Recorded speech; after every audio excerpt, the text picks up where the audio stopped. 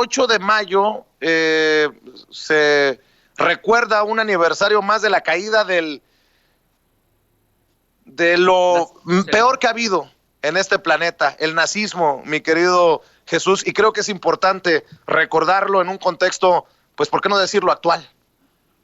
Así es, querido Vicente. Pues mira, es tan importante el 8 de mayo de 1945 en la historia del mundo, porque es cuando se rinde Alemania nazi. ¿Y esto qué implica? Pues cuando la rendición de Alemania nazi, prácticamente los aliados ganan la Segunda Guerra Mundial, lo demás es cuestión de tiempo, y al ganar la Segunda Guerra Mundial o al repensar la Segunda Guerra Mundial, habría que pensar en todos los fenómenos que trajo consigo la Segunda Guerra Mundial. Uno, la xenofobia; dos, el racismo; tres, el antisemitismo; cuatro, la cuestión de poner al servicio de las industrias del armamento la lógica y la razón y la creatividad productiva antes de la vida humana, porque hay que recordarle a la gente que el orden actual en el que vivimos, el andamiaje institucional que nos gobierna hasta nuestros días, es producto justamente de la Segunda Guerra Mundial, que emerge justamente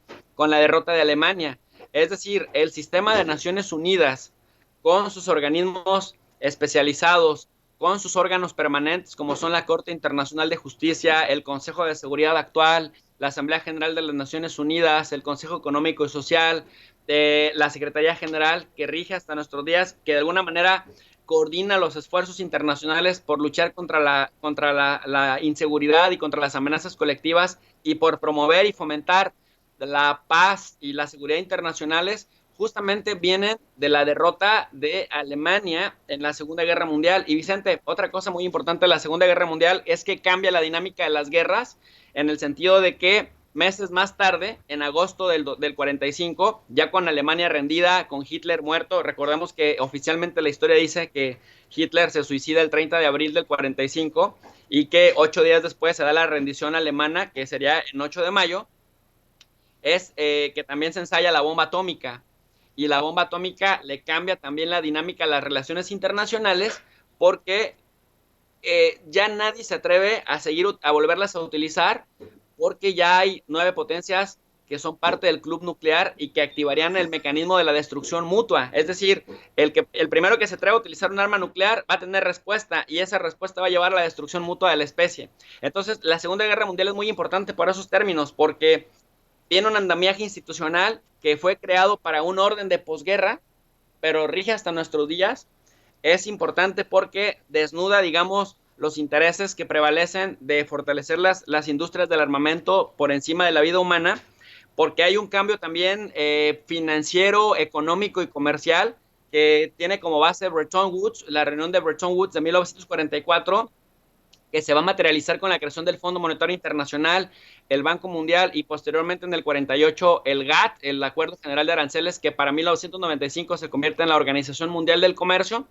Y prácticamente incluso de ahí surge también la idea de la Organización Mundial de la Salud. Es decir, todas estas instituciones con las que nos familiarizamos en el lenguaje cotidiano de análisis de relaciones internacionales, no se entendería si no se entiende la Segunda Guerra Mundial, y el fin de la Segunda Guerra Mundial con sus consecuencias no se entendería sin el 8 de mayo, que es donde el elemento disruptor, el spoiler, que en este caso era la Alemania nazi, se rinde oficialmente, y con ello pues prácticamente da pie a la reconstrucción del orden de la posguerra que rige hasta nuestros días.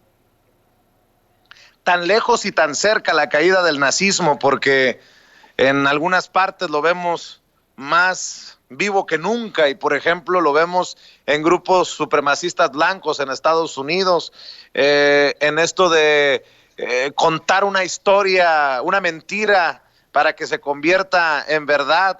En fin, por eso digo tan lejos y tan cerca el nazismo, desafortunadamente para nuestra humanidad, ¿no?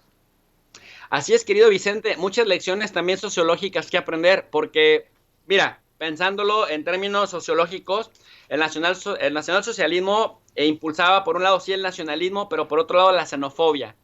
Es decir, a mayor nacionalismo, mayor miedo u odio o desprecio a lo extranjero. Por otro lado también en el racismo, ¿no? En el yo superior al diferente.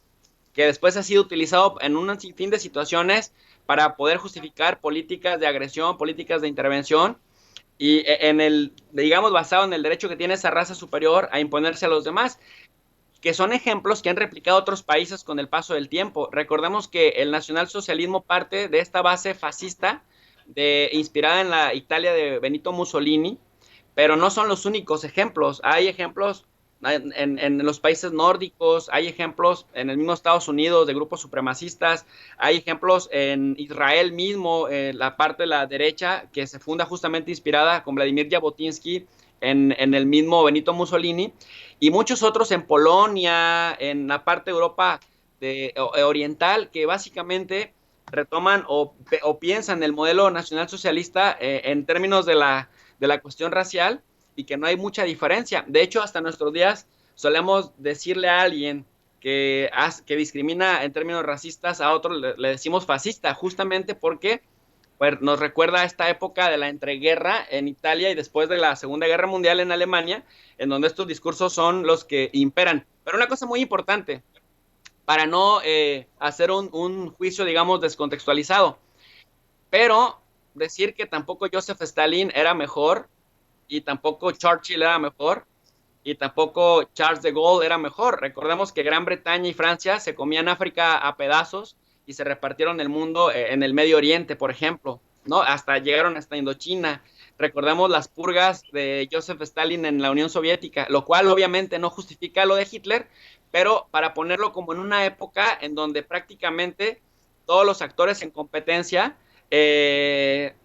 pues más o menos concebían una manera de imponer orden, Vicente, que es justamente en la medida que se crearon instituciones y que las instituciones lograron sobrevivir a los individuos, es que justamente si podemos hablar de evolución humana a partir de la creación de un andamiaje institucional, ha sido justamente por ello.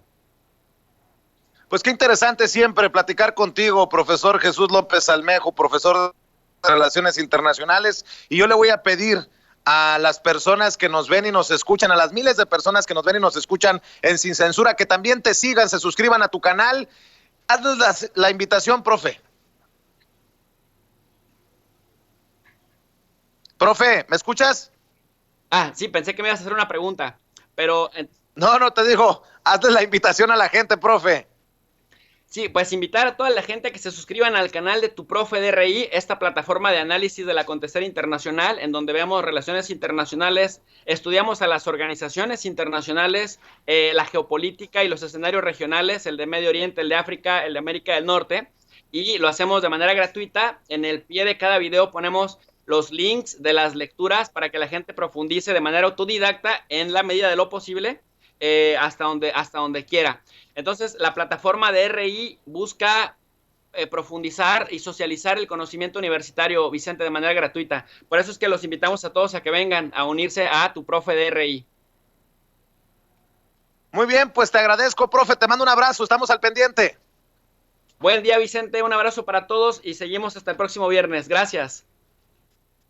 Gracias, el profesor Jesús López Almejo hablando con nosotros sin censura.